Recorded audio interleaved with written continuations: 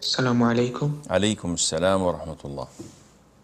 Nowadays, people are ignorant of the sunnah of touching feet to feet in Salah.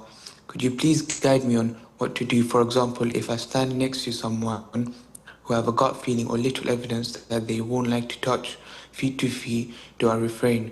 Or should I always put my feet to the other person's feet, even though this may annoy them initially? Putting the foot next to the person's foot in salat is a highly recommended sunnah. The Prophet ﷺ would command his companions to do so and leave no gaps.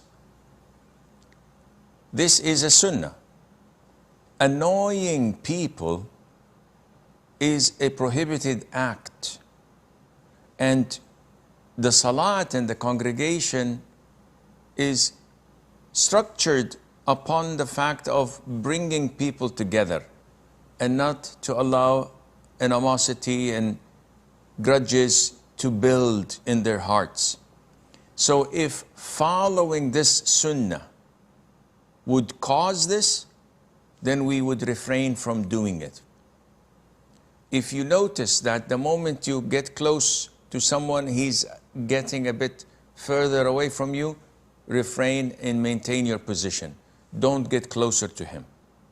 You're not his mother. You're obliged to take care of yourself and to follow the sunnah yourself. But if it takes two to tango, and you need his cooperation, which he does not want to give willingly, then stay away from him, and inshallah, Allah will give you that reward.